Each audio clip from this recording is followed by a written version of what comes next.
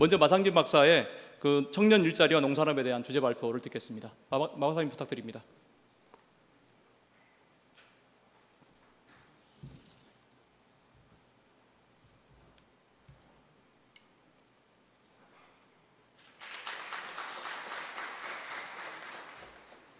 예, 방금 소개받은 한국농촌경제연구원의 마상진입니다.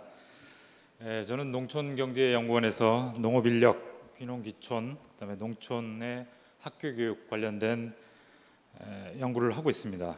제가 오늘 발표드릴 내용은 작년에 저희 연구원 기본과제로 수행된 농산업 청년고용 활성화 방안이라는 그 연구 내용 중에 일부를 발표드리는 것입니다. 발표드릴 내용은 대체적으로 이렇게 5꼭지로 되어 있습니다. 먼저 그 청년 실업이 심각한 상황이다라는 건 모두가 다 인지하실 텐데요. 아까 이제 원장님께서도 얘기했지만은 지금 청년 실업률이 12%다, 11% 이렇게 얘기가 있는데 실제 실질, 잠재 실업률 이런 여러 용어가 이렇게 사용되는데 작년에 이제 현대경제연구원에서 체감 실업률이라고 기존의 통계 지표 중에 실제적으로 우리가 느낄 만한 그런, 저도 저 조카들이 있는데 조카 중에 대학을 졸업하고 여러 조카 중에 2명이 직장을 못 구해서 이렇게 여전히 공부하고 있는 그런 친구들이 있는데 아마 명절 때 이렇게 보면은 다들 느끼실 거예요. 이게 제대로 직장을 가지고 있는 친구들이 그렇게 많지 않다라는 거. 그래서 현대경제연구원의 조사에 의하면은 약 3명 중에 1명이 실업 상태인 걸로 이렇게 나타났습니다. 근데 그 농산업이 그동안 이런 어떤 고용과 관련해서 이렇게 주목을 받지 못했는데 작년에 제가 이 연구를 하면서 이 농산업이 충분히 현재 청년 일자리와 관련된 역할을 할 수 있는 부분을 제가 발견을 했고, 그것이 어떤 측면에서 좀 더 어떤 문제를 개선해야 될지 그런 것들을 이제 조사를 했는데, 우선은 농산업을 어떻게 바라봐야 될 것이냐를 먼저 우리가 좀 생각을 해봐야 될 것 같습니다. 농산업이라고 하는 것은 저희 오른쪽에 그 그림에 보시는 바와 같이 전통적인 그 농림축산물을 생산하는 경정축산 임업 분야가 있습니다. 이 부분을 중심으로 우리가 이제 보통 농업이라고 해갖고 많은 그 정책적 수단을 많이 쏟아붓고, 기존에 농림부 했을 때 이 부분이 대부분 이제 정책의 대부분을 차지했죠. 근데 우리가 농산업이라고 하면 에그리 비즈니스, 에그리 인더스트리라고 할 때 이런 농산업, 그러니까 농림축산물을 생산하는 활동에 필요한 투입재를 생산하는 후방 산업이 있습니다. 그 후방 산업이 있고, 농림축산물이 생산된 농림축산물을 가공 유통해서 소비자한테 전달하는 과정의 모든 그런 그 관련된 전방 연관 산업이 있고, 이런 전후방 연관 산업과 생산 활동을 지원하는 각종 행정, 금융, 정보, 연구 서비스, 교육뿐만 아니라 이런 서비스들이 있습니다. 이것을 다 농산업이라고 할 수 있습니다. 그리고 실질적으로 농업 정책에서도 2008년에 농림수산식품부로 바뀌고, 또 박근혜 정부 들어서 농림축산식품부 이렇게 명칭이 기존의 농림부에서 바뀌었듯이 정책 자체도 이 부분을 전체를 다 커버를 하고 있는데, 실질적으로 고용 부분에 있어서는 기존의 이런 농림 생산에 해당하는 이 부분만을 좀 봐왔기 때문에 이 고용과 관련해서, 일자리와 관련해서 이 농업 부분의 어떤 중요성을 그동안 좀 인식을 하지 못한 것이 아닌가. 그래서 여러 전 세계 학자들이 농식품 산업의 중요성을 강조하고 있고, 그리고 점점 그 미래 사회가 불안전해지고 그럼 기상 이변 등으로 인해 갖고 먹거리의 중요성이 증대하고 있다라는 그런 어떤 중요성 이면에 실질적으로 이 농산업이 이렇게 광범위한 산업이고 고용과 관련해서 큰 역할을 할 수 있는 산업이다라는 측면에서 농산업은 새로운 기회가 될 수 있다라는 걸 말씀을 드리고, 실제로 제가 이 산업 연관표 분석을 통해서 경제 규모나 고용 규모를 산출한 걸 보면요, 여기 이제 2013년이 가장 최근, 물론 이제 올 초에 2014년 통계도 나왔지만 산업 연관표를 근간으로 했기 때문에 이게 이제 가장 최근 통계라는 걸 말씀드립니다.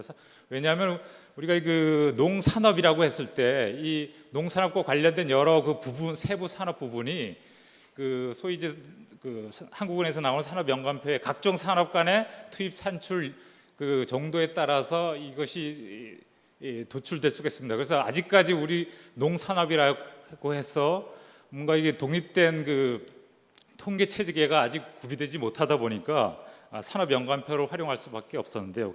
그 통계에 의하면은 약 농산업의 경제 규모가 320조로 전체 산업 대비 약 9%를 차지하는 것으로 나왔습니다. 그리고 고용은 전체 산업 대비 약 17%를 차지합니다. 그래서 생산 부분에 140만 정도, 그리고 후방 산업 부분에 22만, 전방에 233만 정도가 지금 종사하는 것으로 나와 있습니다.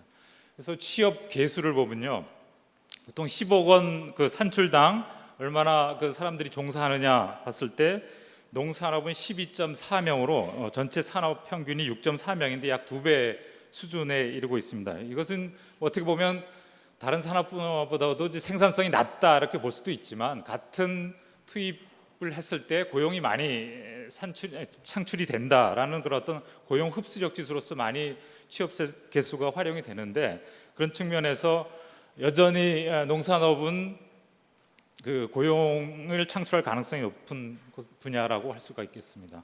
그 향후 고용 전망을 보더라도요, 이것은 그 한국고용정보원에서 중장기 고용 전망 자료가 있습니다. 그 부분에서 농산업 부분만을 별도로 산업 연관성을 고려해서 이제 도출한 그 자료를 가지고 현재 그 각 산업 부분별로 종사하고 있는 사람들의 연령대를 비추어서 그 은퇴 인력 등을 고려해 봤을 때 2023년, 그러니까 2013년 기준입니다. 2023년까지 약 110만 개의 일자리가 더 필요한 것으로, 그러니까 더 창출 가능하다. 이게 역으로 보면 이제 창출 가능하다라는 것인데, 그러니까 매년 약 11만 명 정도. 그러니까 생산 분야는 약 6만 명, 그리고 외식 분야가 약 3만 4천 명, 그 외 분야가 또 있어서 약 11만 명이 필요한 것으로 이렇게 나오고 있습니다.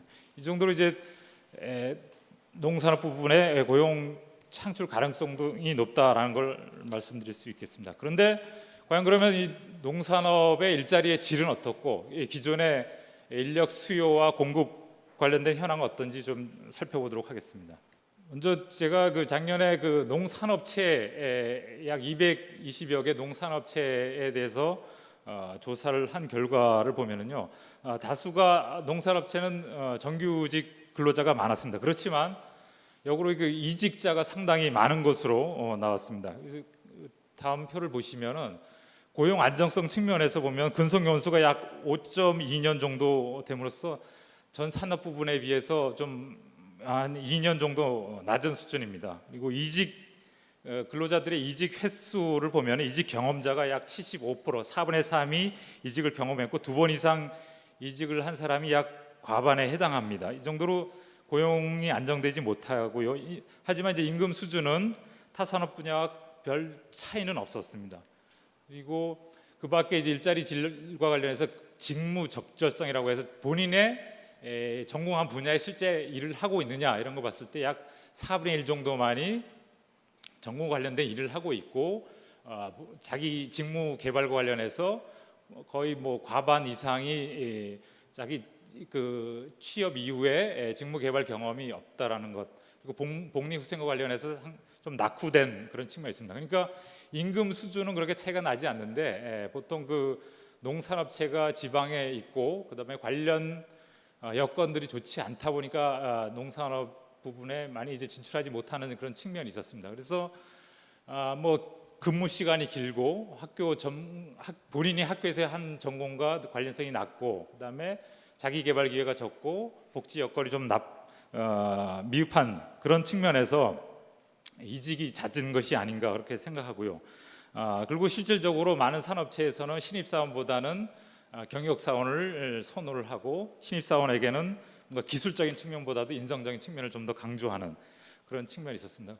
무엇보다 이제 그 중요한 그 인력 육성 창구로서 농업계의 학교하고의 그런 연계 이런 측면이 아직까지는 미흡한 그런 실정이었습니다. 그러면 인력 공급은 어떤가 보면요, 지금 농산업 인력 공급 관련해서 실제 이제 농산업체에 근무하고 있는 사람들의 한 과반수가 농업계 학교 출신입니다. 그만큼 농업계 학교가 상당히 중요한 역할을 하고 있고, 그러니까 일반 분야에서 왜 농산업에 안 가느냐? 그럼 대부분 이후에 제가 말씀드리겠지만 몰라서 안 가고 정보도 없고 그러거든요. 근데 농업 관련 학교에서는 그 분야의 인력을 육성하기 위해서 여러 그 교육을 체계적으로 하고 있고, 그 분야에 여러 인적 네트워크들이 있기 때문에 가장 그 적합한 육성 기관이라고 할 수 있는데, 매년 이제 농고에서는 약 7,500여 명, 그다음에 농대에서 약 6,000여 명이 졸업을 합니다. 그런데 조사한 바에 의하면 졸업생 중에 약 20-30%만이 이제 농산업 분야로 진출을 하고 있고요. 그다음에 최근에는 농산업 학교가 대부분 이제 옛날에는 전공이 세분화돼 있는데 최근엔 이 계열별로 뭉뚱그려서 보통 이제 계열 학과를 학부제로 통해서 운영을 하고 있고, 많은 부분 그 인적 네트워크가 과거와 같지 않게 느슨해졌습니다. 그러다 보니까 농산업체하고의 학교하고의 관련성이 상당히 약화됐고, 그러다 보니까 뭐 강사교류나 교육과정 공동개발이나 맞춤형 교육 이런 것은 상당히 미흡한 측면입니다. 그리고 무엇보다 이제 대부분의 농산업체가 지방에 위치하고 있는데 그 지역에서 큰 비중을 차지하는 농산업과 관련된 뭔가 그 지자체의 역할이 상당히 미흡하기 때문에 이런 현상이 발생하는 것이 아닌가 생각하고요. 그다음에 그럼 정부 차원에서의 어떤 그 정책 기반은 어떤가 보면은, 물론 관련 정책이 아까 제가 좀 말씀드렸지만은 대부분의 인력 관련된 정책이 영농 분야, 농업 생산과 관련된 분야에 집중돼 있고, 정책도 그렇고 여러 서비스도 그렇습니다. 그래서 관련 통계 서비스가 농산업 전체를 포괄하는 어떤 그 체계가 갖추어지지 못하다. 그래서 먼저 이제 통계만 하더라도 아까 제가 그 총산출이나 그 고용과 관련된 그런 통계를 산출을 이제 연구자가 별도 통계 여러 가지 그 가정을 토대로 해갖고 그때 필요한 때만 이렇게 도출해야 되는, 간접적으로 파악할 수밖에 없는 그런 실정이고, 지금 뭐 식품산업 통계나 뭐 인력지원센터 등이 일부 운영되고 있지만 아주 그 기본 통계만 제공할 수 있을 정도의 그런 서비스를 제공하고 있습니다. 그래서 농산업에도 아까 말씀드렸듯이 여러 분야가 있는데 세부 산업별 뭔가 특성화된 그런 그 차이를 반영하기에는 그 여건이 아주 미흡한 그런 실정입니다. 그럼 과연 그 청년들이 이런 농산업에 진출할 가능성은 어떻게 되나? 과연 진출할 의향은 있느냐? 이런 걸 좀 제가 또 작년에 그 연구의 일환으로 농고 농대생 그리고 일반 대학생들을 대상으로 대규모 그 설문조사를 실시를 했습니다. 실시한 결과를 보면은 농고생 같은 경우는 약 43%, 농대생 같은 경우는 74%가 농산업 분야에 진출 의향이 있다고 했습니다. 그러니까 실제로 진출은 아까 한 20-30% 하고 있는데 의향은 더 많은 것으로, 그러니까 의향이 뭐 다 실제로 이어지는 건 아니지만 여러 가지 여건에 의해서 그 충족 그 진출 의사를 다 반영시키고 있지 못하다라는 거고요. 한 가지 또 주목할 만한 사실은 일반 대생을 일반 그 농업 이외 전공자들도 다수가 약 30%가 농산업 부분에 진출할 의향이 있다라는 걸 보여줍니다. 특히 이 두 번째 보면 영농 분야만 하더라도요, 일반 대학생들은 2%, 그다음에 농고생 4%, 농대생 10%로 우리가 생각하는 것보다 많은 수가 이렇게 진출할 의향이 있는 것으로 이렇게 나오고 있습니다. 그리고 이걸 실제로 그럼 이 진출과 관련된 것들 어떤 것들이 이 학생들의 농산업 진출에 대한 의사 결정에 영향을 미치는가를 제가 분석을 해봤는데, 요거는 제가 이제 농산업 교육 학회지에 이번 이제 6월에 나올 학회지에도 구체적인 분석을 해서 발표를 했는데요. 그걸 보시면 그 농업계 학생들은 농산업체와 관련된 경험이 많은 학생일수록 진출 의향이 높다라는 거고요. 그다음에 농식품과 관련된 이게 생산, 가공, 유통 해갖고 소비자에 이르는 그 푸드 체인에 대한 이해도가 높은 학생일수록 그 농산업 부분과의 진출 의향이 높다라는 걸 발견했습니다. 그리고 일반대 학생들 역시 농산업과 관련된 경험이 많은 학생, 그리고 자연과학계열 학생들이 많다는 거고요.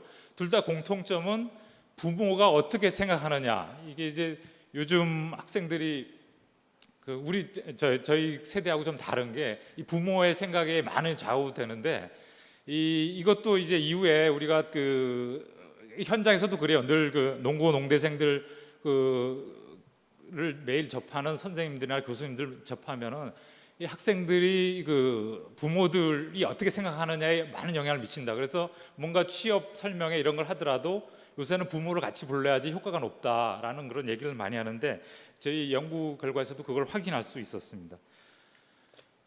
근데 그러면 왜 진출을 못하느냐, 이 장애 요인을 보니까 의외로 일자리와 관련된 낮은 수준의 괜찮지 않은 일자리 이런 요인들보다도 기본적으로 일자리가 있는지 모르는 거, 어디 있는지 모르는 거, 그다음에 관련 지식과 경험이 부족한 거, 그다음에 현장을 가보지 못했으니까 요새 농고 농대 보면 특히 이제 농대가 이제 심각한데요. 농대 교수들이 한 번도 농업과 관련된 현장에 가보지 못한 교수들이 많이 이제 젊은 교수들 중심으로 채용이 되고 있거든요. 그러니까 논문 중심으로 학교 교육이 운영되다 보니까 결국 학교 평가가 그렇게 되고 있지 않습니까? 그러다 보니까 교수가 모르는데 학생이 어떻게 알겠습니까? 그런 부분이 지금 학교 교육의 상당히 제일 큰 문제라고 할 수가 있습니다. 그래서 이런 지금 이제 이걸 좀 요약해 보면 애들이 몰라서 못 가는 경우가 많다. 아까 말씀드렸지만 실제 원하는 정도보다 약 과반수밖에 진출 못하는 부분이 이 부분이 많다라는, 물론 이제 지방에 있고 여러 근무 여건이 나쁜 측면도 있지만 이 부분이 좀 개선이 되면 농산업에 좀 더 많은 사람들이 진출해 있다라는 그런 어떤 연구 결과를 보여준다고 할 수 있습니다. 자, 다음은 이제 농산업 관련해서 청년 고용과 관련된 우수 사례를 좀 보도록 하겠습니다. 오늘 여기 구례 자연드림 파크에서도 우리 센터장님이 오셨는데 이후에 좀 더 자세히 말씀드리겠지만 제가 작년에 이제 연구를 하면서 방문 드리면서 이 구례 자연드림 파크가 어떻게 시작됐고 지금 어떤 성과를 내고 있는지를 제가 좀 요약을 해드리면, 이제 아이큐브라고 이제 생협이 있죠. 이 생협이 구례군과 2011년에 MOU를 맺었습니다. 그래서 기존의 농공단지, 각 우리 시군에 가보면 농공단지가 하나씩 있지 않습니까?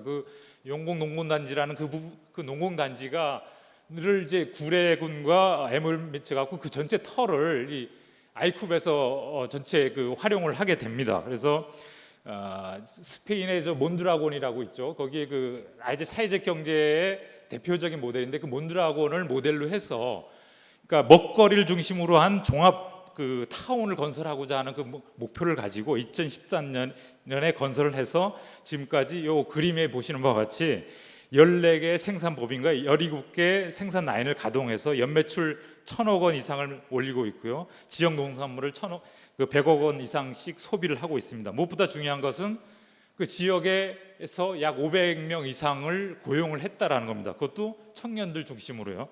그래서 지금 구례에서 나타난 현상은 소위 이제 출양 인사들의 자녀들이 구례로 돌아오고 있고, 지역의 구례 농고를 중심으로 해서 초등학교까지 다시 이제 살아나고 있고, 구례군 인구가 증가하고 있고, 이 모델로 해서 지금 전남에서는 젊은이가 돌아오는 농촌이라는 어떤 프로젝트를 좀 실행하려고 이 구례군 모델을 중심으로 해서 하고 있던 아주 우리가 이제 농업과 관련해서 농산업 부분의 고용 창출의 대표적인 모델이라고 할 수 있습니다. 이후에 이제 센터장님이 좀 더 자세한 얘기를 해주실 거로 믿습니다.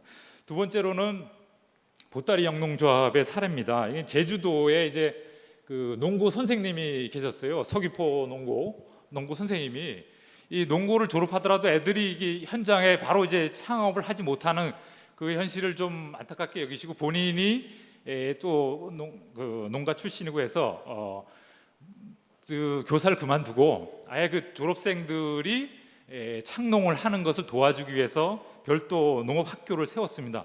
그리고 거기에 이제 젊은 청년 귀농자들도 같이 교육을 시켜서 1년에서 약 3년씩 도제식 교육을 시켜갖고 인근에 이렇게 정착을 시킨 겁니다. 그래서 뭐 근산 자연농원, 뭐 보따리 영농팜, 이런 이건조, 이런 서로 이제 계속 네트워킹 창업을 시킨 거죠. 그래서 인근에 지금까지 약 16명을 정착시키는 그런 사례인데, 이것이 뭐 요 사례뿐만 아니라 최근에 많이 등장하고 있습니다. 괴산의 흑사랑 영농조합이니, 그다음에 부안의 하서밀의 영농조합, 이런 민간의 사례뿐만 아니라 공공 부분에서도 최근에 이런 것들을 벤치마킹해서 좀 더 시스템화 시키려는 그런 노력들이 나타나고 있습니다. 이번에 이제 학교 측면에서 노력입니다. 진천, 충북 진천에 가면 진천 농고라고 있었습니다.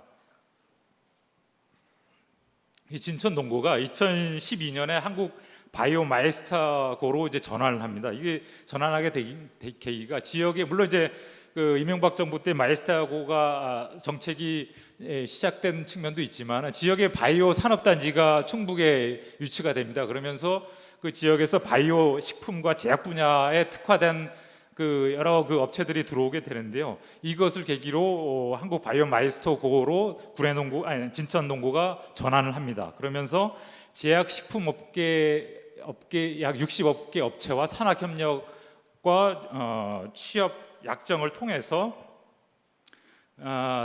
지금까지 뭐 구체적인 여러 교육과정 개편이나 맞춤반 운영, 산업체 강사가 직접 학교 와서 교육하는 것들, 그리고 직접 학생들이 그 업체에 가서 실습을 하고, 그리고 그 업체에서 실제로 운영하는 그 기기들을 직접 학교에 가져와서 첨단 시설을 실습하고, 이런 노력들을 통해서 취업률 90% 이상을 기록하고 있는 그런 사례입니다.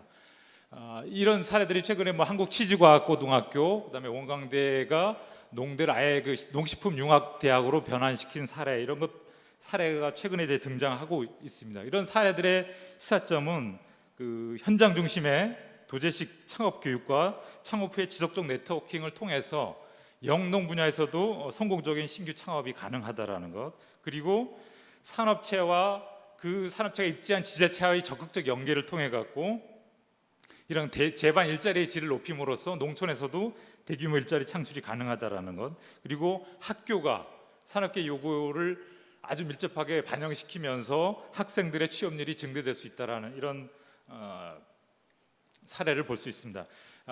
유럽의 좀 사례를 들면요, 유럽은요 이미 1990년대부터 말부터 이런 고용 불안 상황이 있었습니다. 그래서 그 당시 유럽의 여러 학자들, 그다음에 정책 관련 전문가들이 모여서 이것을 어떻게 해결할 것인가 그 노력 끝에 나온 것이, 기존의 경제 이론으로는, 노동시장 이론은 이것이 해결되지 않는다 해서 나온 것이 이행 노동시장 이론입니다. 이거는 실업은 개인의 문제가 아니라 사회 구조적 문제라고 해서, 지금 우리 문재인 정부가 새로 추진하는 것들이 결국 이런 관점에서 하는 건데, 정부의 적극적 개입이 필요해서 사람이 경제 발전을 이끈다. 그러니까 경제 발전이 사람을 고용을 창출하는 것이 아니라 사람이 먼저 있고 그다음에 경제가 발전한다라는 그런 관점에서, 보시는 옆 그림이 지금 작게 나와 있는데요. 우리가 고용 상황이라고 하는 것은 아주 일시적입니다. 많은 부분 직업 교육 훈련이나 가사 노동, 은퇴, 그다음에 이직 등의 상황에 놓이게 됩니다. 그런 일과 관련된 전환의 상황, 트랜지셔널 상황을 별도의 노동 시장으로 보는 겁니다. 그래서 특히 학생들 같은 경우는 졸업 이후에 취업 이전의 완충 기간을 적극적인 정책으로 인해서 정부가 관여를 한다는 겁니다. 그래서 EU에서는 영 가란티라는 정책을 통해서 25세 이하 모든 청년들에게 졸업 후 4개월 이내에 괜찮은 일자리 또는 계속 교육, 도제 교육을 받을 권리를 부여하고 있습니다. 그래서 오스트리아 같은 경우는 이게 이제 그러니까 일자리가 모두 다 취업을 할 수 없으니까 아예 트레이닝 컴퍼니를 세워갖고 학생들이 일자리 아니면 이런 훈련 회사의 어느 장면 하나에 이게 속할 수 있게 해서 이후에 고용으로 이어질 수 있게 하는 적극적인 정책을 펴고 있고요. 특히 영농 분야와 관련해서는 이제 유럽 차원의 EU 정부 차원에서 기존의 직불금 이외에 청년들에 대해서 한 25% 이상 추가로 의무적으로 직불금, 청년 직불금을 주면서 이 농업 부분에서 이런 청년 고용 문제를 해결하려고 노력하고 있고, 프랑스 같은 경우는 유럽에서도 가장 적극적인 청년 유치 전략을 펴고 있는데, 이런 청년 직불금 외에 별도로 청년들한테 한 2만 유로를 생계 보조비로 주고 있습니다. 그리고 5년간 소득세, 농업자산 등록세, 재산세뿐만 아니라 사회보장료, 그리고 각종 농업보험료도 감면해 주는 그런 적극적인 정책을 펴고 있고, 일본이 이런 프랑스를 벤치마킹해서 나온 정책이 청년 친원 급부금이라는 제도입니다. 이 부분은 많은 사람들이 알고 있기 때문에 그냥 넘어가도록 하겠습니다. 제가 이제 지난주에 이제 프랑스를 갔다 왔는데, 로벤이라는 청년 농장을 방문했습니다. 일드 프랑스라고 파리 인근에 베르사유 옆에 있는 지역인데요.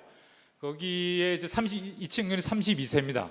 이 친구 보니까 프랑스는 대부분의 유럽이 그렇지만 아무나 농업인이 못 됩니다. 농업인이 아무나 될 수 있는데 정부 각종 사업을 받으려면 적어도 고등학교 이상의 농업 전문 교육을 받아야 됩니다. 그래서 거기는 에그리박, 그러니까 일반 고등학교 졸업하면 바카로레아라고 하는데, 농업고등학교 졸업하면 에그리컬처 바카로레아를 받아야지 농장을 인수를 할 수가 있습니다. 근데 이 친구는 그걸 졸업하고 대학에서 회계 마케팅을 전공한 다음에 농업보험회사에 취업을 한 이후에 이제 26세 때 아버지 농장에서 창농을 합니다. 그러니까 아버지하고 본인이 별도 법인이에요. 그러니까 처음에 약 30%를 인수하면서 창농을 해갖고 아까 청년 농업 보조나 청년 직불금을 받는데, 아무나 주는 것이 아니라 PPP라는 지원받는 동안에 자기가 어떤 전문성을 쌓을 건지에 대한 계획과 향후 5년 이후에 어떤 농장을 만들 것이라는 경영 계획을 정부로부터 승인을 받고 이런 보조금을 수령한 다음에 5년 후에 차근차근 인수 단계를 거쳐서 완전 인수를 한 친구인데요. 지금 220헥타 정도의 밀농사를 하고 있는데 소득이 한 20만 유로랍니다. 근데 이 소득의 반이 보시는 바와 같이 직불금, 청년 직불, 그다음에 농업보험 이해한 거고, 농업소득은 약 반 정도 이렇게 되고 있었는데, 실제 이런 유럽의 정책들이 얼마나 이렇게 적극적으로 추진되고 있는가를 이렇게 본 사례고, 실제 1970, 80년부터 프랑스도 이제 귀농이 많이 이루어졌지만 최근에도 이런 청년들이 농촌으로 많이 들어오려고 하기 때문에 지역에서 이 까다롭게 심사를 해서 이런 보조금을 주고 있다라는 것을 얘기 들을 수 있었습니다. 이런 여러 사례, 그다음에 현황 분석을 통해서 청년 고용 활성화 과제를 좀 제시해 보도록 하겠습니다. 지금까지 제가 말씀드린 내용은 농산업은 전체 고용에서 약 10%를 차지하고 그 정도로 이제 거대한데, 농산업 고용 정책을 어떻게 펴느냐에 따라 전체 청년 고용 시장이 여건이 아주 달라질 수 있을 정도의 대규모 시장이다. 그리고 실제로 적지 않은 청년들이 기회가 되면 농산업 분야로 진출하려는 의사를 가지고 있었습니다. 그리고 농산업 현장의 우수 사례는 그 가능성을 보여주고 있었고요.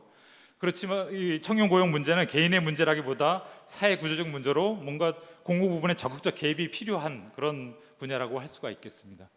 그래서 물론 이제 유망 일자리, 아까 이제 원장님 얘기한 유망 일자리 창출 발굴하는 것도 중요하지만 좀 더 구조적으로 시스템적으로 접근할 문제가 무엇인가를 제가 농산업 고용의 질 개선, 산업협력 활성화, 농산업 고용정책 추진 체계 구축이라는 관점에서 말씀드리도록 하겠습니다. 먼저 농산업 고용의 질입니다. 임금 수준은 크게 차이가 나지 않았습니다. 그렇지만 이제 지역에 있고 그러다 보니까 이 젊은 친구들이 오지 못하는 그런 부분이 있었는데, 일부 지자체에서는 교통비나 주거비를 보조해서 산업체와 같이 보조를 해갖고 이 청년들이 오게끔 그렇게 하고 있는 정책을 펴고 있었고요. 그밖에 여유 시간, 교육 훈련 기회나 재반 복지 여건을 확충할 필요가 있습니다. 이것은 이후에 제가 말씀드릴 농산업 분야도 세부 산업별 이런 협회나 중간 지원 조직들이 있습니다. 이런 산업별 중간 지원 조직이나 지역 단위의 공동 대응을 통해서 좀 규모화된 이런 그 일자리 질 개선 전략을 할 필요가 있겠다. 그리고 기존에 노동 분야에서 하고 있는 여러 그 근로복지공단이든 여러 그 일자리 질 개선을 위한 정책들을 좀 더 적극적으로 활용할 수 있도록 그렇게 해야겠다라는 거고요. 그다음에 특히 이제 영농 분야 관련해서는 지금 농가 경영주의 고령화가 어느 나라보다도 심각합니다. 농가 인구 기준으로는요, 일본보다 더 우리가 고령화되어 있습니다. 그리고 최근에 일본은 아까 그 보신 그 청년 취농 급부금 그 제도를 적극적으로 실천해서 최근에 그 청년 농가 비율이 한국보다도 더 높은 그런 실정인데, 그러니까 청년 농가 비중으로 보면 전 세계적으로 제일 그 고령화되어 있다라고 우리나라가 그럴 정도로 심각합니다.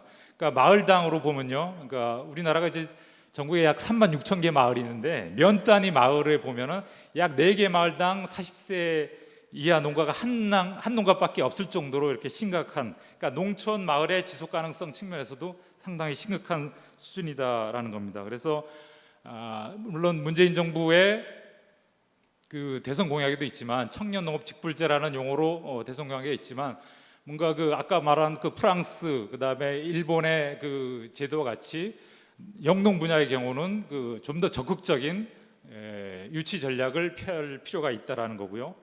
그다음에 학교 측면에서는 농업기 학교가 지금 전국에 약 60여 개가 있는데, 그 학교가 좀 더 지역에 필요한 농산의 인력을 적극적으로 육성할 수 있는 기관이기 때문에 이 부분을 좀 더 지원하는, 그래서 광역별로 지금 취업지원센터가 있는데 이 다른 산업 분야에 비해서 농산업 부분의 전문 인력이 상당히 부족합니다.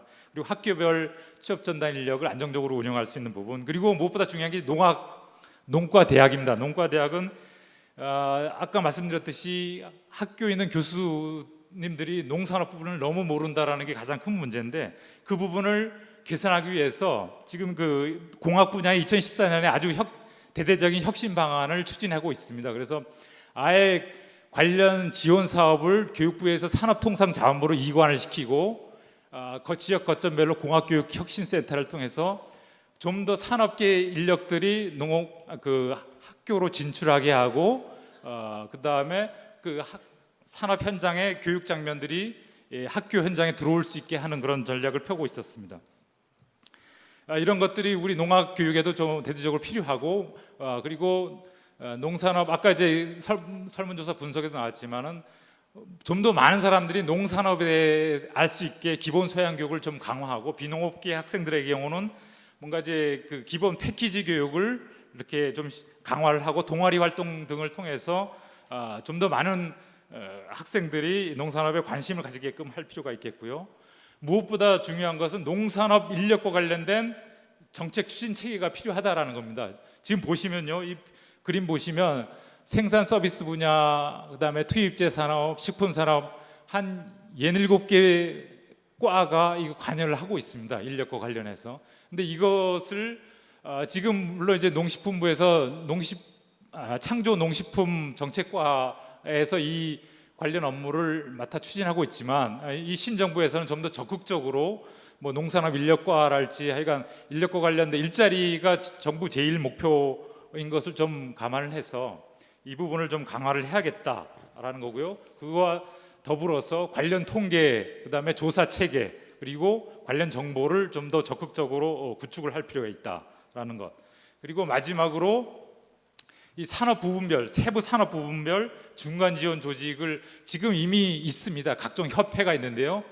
이 협회가 하는 일이 겨우 그 정부에서 필요한 그 정책 통계, 그다음에 소식지 발간 정도밖에 하고 있지 못합니다. 이런 그 협회들을 잘 활용을 해서 각 부분별 좀 더 세분화된 정책 목표와 사업들이 발굴이 되고, 이 인력과 관련된 그 사업 그 여러 가지 일들이 벌일 수 있게 해야 되겠고, 무엇보다 광역 단위로 좀 더 이제 농산업 이 비중 고용에 있어서 비중의 중요성을 좀 인식을 하고, 지자체와 학교, 산업체 이런 그 지원 조직들의 거버넌스가 좀 활성화될 필요가 있겠다라는 것을 마지막으로 말씀드립니다. 예, 이상 발표를 마치겠습니다.